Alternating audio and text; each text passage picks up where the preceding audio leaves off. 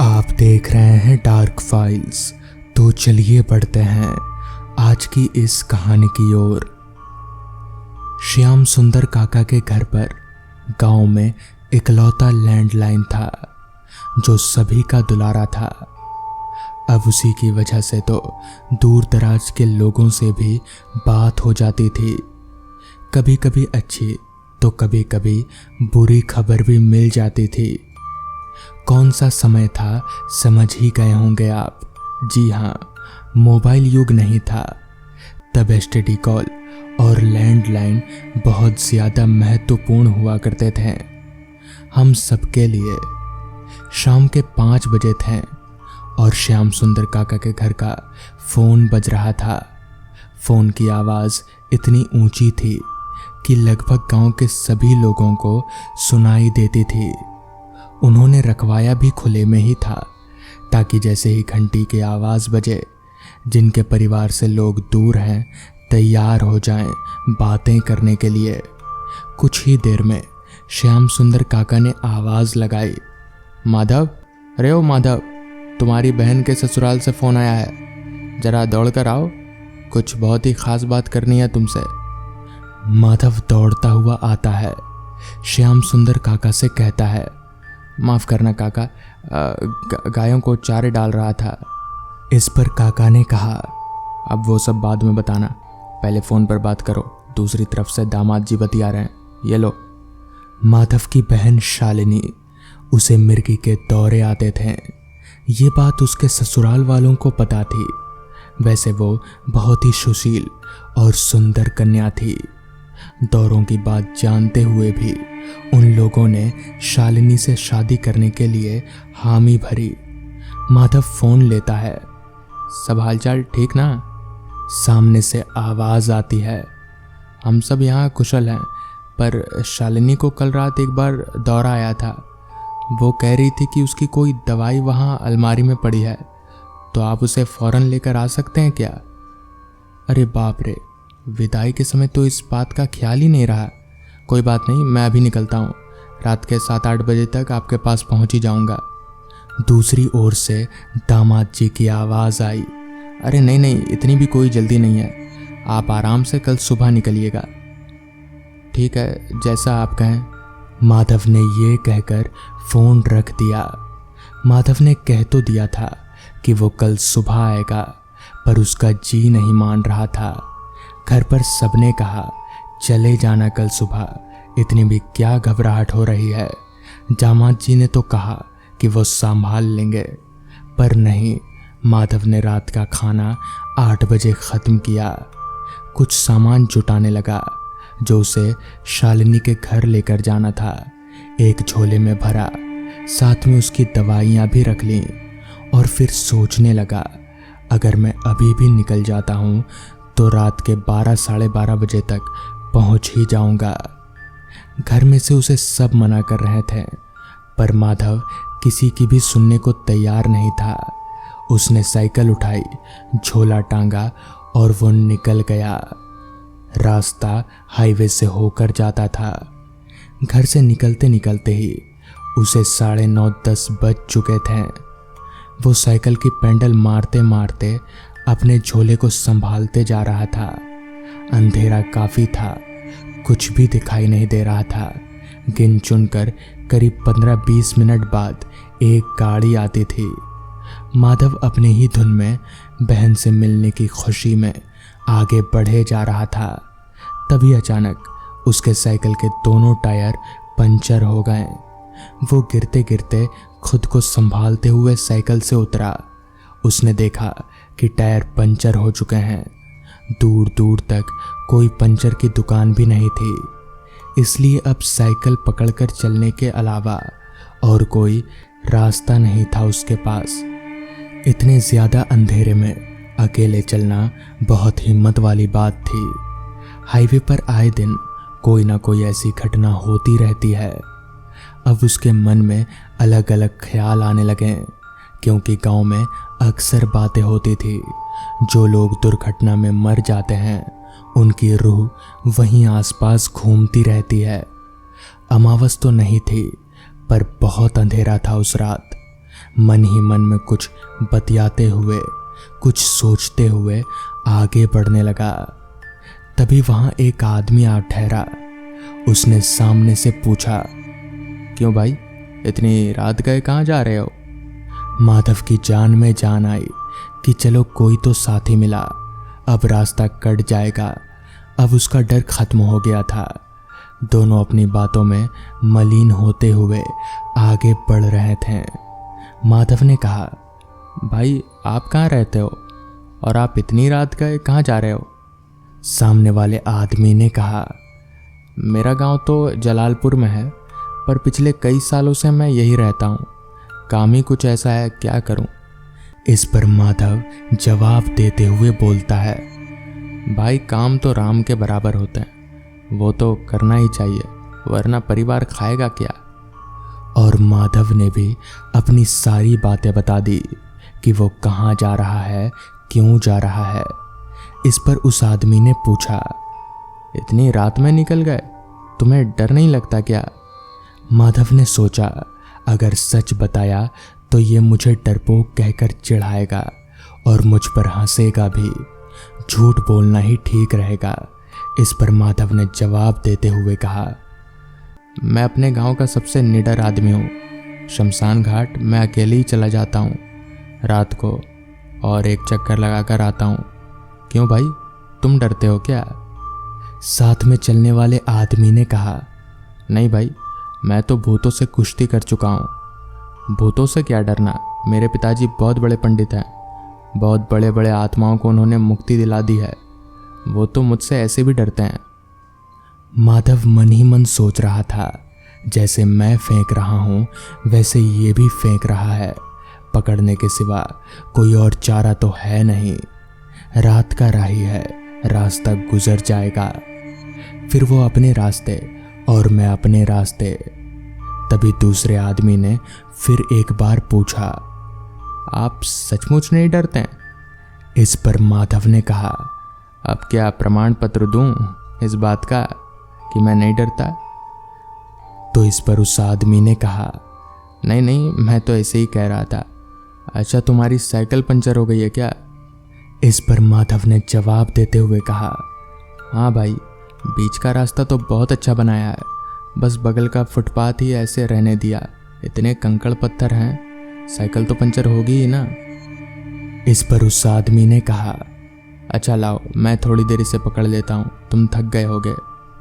माधव ने साइकिल उसे पकड़ा दी। दोनों बातें करते करते चले जा रहे थे। इतने में ही सामने से एक ट्रक आ रही थी। माधव ने कहा, ये ट्रक की लाइटें भी कितनी तेज होती हैं ना। उसने जैसे ही बगल में अपनी मुंडी घुमाई तो देखा साइकिल अपने आप ही चल रही थी और उसे पकड़े हुए व्यक्ति नजर ही नहीं आ रहा था। साइकिल चलाकर पसीने से तरबतर हुआ माधव इतनी गर्मी में भी बर्फ की तरह सुन्न पड़ रहा था। उसके हाथ पैर इतने ठंडे हो गए थे कि उसे कुछ सूझ ही नहीं रहा था। जैसे ही ट्रक आगे बढ़ गई, वो इंसान फिर से उसे दिखाई देने लगा। उसने अपने कपकपाते होठों से उस आदमी से पूछा,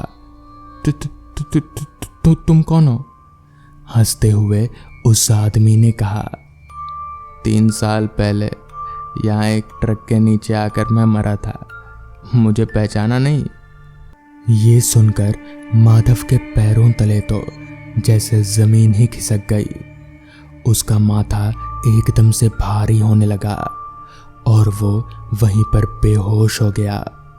अगली सुबह सूरज की किरणों के साथ ही जब उसे होश आया, वो थोड़ा घबरा कर उठा। उसे समझ में ही नहीं आया कि वो सब उस रात क्या हुआ था। तो दोस्तों, ये थी आज की पहली कहानी। तो चलिए बढ़ते हैं आज की दूसरी कहानी की ओर। रात का वक्त, ऊपर से बारिश का मौसम, ये दृश्य कुछ हद तक किसी को भी डरा सकती है, मगर मैं डरता नहीं था। इसलिए उस वातावरण में रात के 10 बजे पिताजी को लाने स्टेशन चलता बना। उन दिनों हमारा परिवार गांव में रहा करता था। हमारे गांव से स्टेशन साइकिल से जाने में लगभग आधे घंटे का समय लगता था।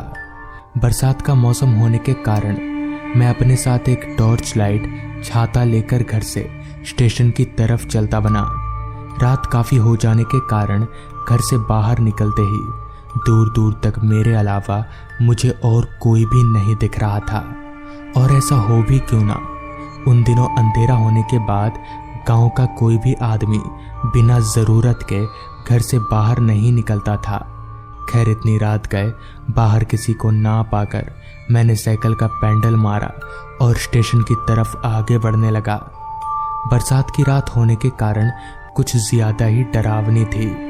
ऊपर से उन दिनों हमारे गांव में बिजली की भी कोई सुविधा नहीं थी, जिस कारण अंधेरा कुछ ज़्यादा ही मालूम पड़ता था। खैर अभी मैं आगे बढ़ ही रहा था कि तभी अचानक बारिश शुरू हो गई। बारिश के शुरू होते ही मैंने तुरंत अपना छाता निकाला और छाता खोलकर स्टेशन की तरफ वापस से आगे बढ़ने लगा। एक हाथ में छाता और एक हाथ में साइकिल का हैंडल पकड़े छमछमाती बारिश में साइकिल चलाते हुए मैं आगे बढ़े जा रहा था, जिस कारण मुझे आगे बढ़ने में काफ़ी कठिनाइयों का सामना करना पड़ रहा था। खैर किया भी क्या जा सकता था, मुझे तो पिताजी को लाने जाना ही पड़ेगा। अभी मैं कुछ आगे बढ़ा ही था कि तभी बारिश ने तेजी पकड़ ली, वो भी इतनी तेज कि मेरा छाता बारिश को संभाल नहीं सक रहा था, जिस कारण मैं साइकिल और छाता एक बड़े से पेड़ के नीचे खड़ा हो गया। पेड़ के नीचे खड़ा होते ही मैं बारिश से बच रहा था, मगर मुझे चिंता हो रही थी तो अपने पिताजी की, जो उतरने वाले होंगे। पता नहीं मुझे स्टेशन में ना देखकर वह अकेले ही घर की तरफ ना बढ़ने लगे। करीब 5 मिनट पेड़ के नीचे खड़े होकर बारिश रुकने का इंतज़ार करने के बाद भी जब बारिश नहीं रुकी तो मैंने मन ही मन में अपने आप से कहा, लगता है आज बारिश नहीं रुकेगी। साथ ही साथ मैंने एक और बात भी अपने मन ही मन में कहा, अगर और 5 मिनट बारिश नहीं रुकी तो मैं भीगता हुआ स्टेशन चला जाऊंगा। जिसके बाद मैंने और 5 मिनट इंतज़ार किया, मगर बारिश फिर भी नहीं रुकी। जिसके बाद मैंने फटाफट से अपना साइकिल उठाया और भीगता हुआ स्टेशन की तरफ आगे बढ़ने लगा। मैंने अब तक लगभग आधा सफ़र तय कर लिया था और आधा सफ़र भीगकर तय करने के लिए तैयार था। भीगता हुआ मैं पैडल काफ़ी तेज़ी से मारे जा रहा था। खैर अभी मैं आगे बढ़ ही रहा था कि तभी अचानक एक काली बिल्ली ने मेरा रास्ता काट दिया। वैसे तो बिल्ली के रास्ता काटते ही मैं रुक जाया करता था, मगर आज परेशानी ही इतनी बड़ी थी कि रुकने का तो सोच भी नहीं सकता था, जिस कारण मैं बिल्ली के काटे गए रास्ते को पार कर गया। पार करते ही मेरे मन में एक अजीब सी भावना पैदा होने लगी कि कहीं वो बिल्ली मुझे आगे जाने से रोक तो नहीं रही, आगे मेरे लिए कोई मुसीबत तो नहीं है। खैर फिर भी मैं मन को समझाता हुआ आगे बढ़ने लगा। कुछ देर साइकिल चलाने के बाद मैं स्टेशन पहुंचा तो वहां पहुंचकर मैंने देखा कि पिताजी ट्रेन से उतरकर एक शेड के नीचे खड़े हैं। अब बारिश थोड़ी हल्की हो गई थी, जिस कारण मैं छाता लेकर स्टेशन की सीढ़ियों चढ़कर शेड के नीचे खड़े पिताजी को लाने के लिए गया तो पिताजी मुझे देखकर एकटक से मुझे घूरने लगे। पूरे स्टेशन में हम दोनों के अलावा और कोई भी नहीं था। पिताजी के एकटक मुझे घूरने पर मैंने पिताजी से कहा, क्या बात है पिताजी? इस पर पिताजी ने अपना सिर ना में हिलाया, जिसके बाद हम दोनों स्टेशन से बाहर निकले और अपने साइकिल के पास पहुंचे। साइकिल के पास पहुंचकर पिताजी ने कहा, रवि ला साइकिल मैं चलाता हूँ। और इतना बोलकर पिताजी ने मेरे हाथ से साइकिल ले लिया और साइकिल चलाने के लिए तैयार हो गए। उनके तैयार होते ही मैं भी चढ़कर साइकिल पर बैठ गया और पिताजी साइकिल को आगे बढ़ाने लगे। अब रात और भी बहुत ज़्यादा हो चुकी थी, जिस कारण आसपास का पूरा माहौल पूरी तरह से अंधेरे और सन्नाटे में डूब चुका था। ऊपर से सन्नाटा इतना ज़्यादा फैला हुआ था कि हमारे पास साइकिल चलने की आवाज़ साफ साफ सुनाई पड़ रही थी। अभी हम आगे बढ़ ही रहे थे कि तभी पिताजी साइकिल को एक अलग रास्ते पर मोड़ लिया। साइकिल को अलग रास्ते पर मोड़ता देख मैंने पिताजी से कहा, पिताजी ये हम कहाँ जा रहे हैं?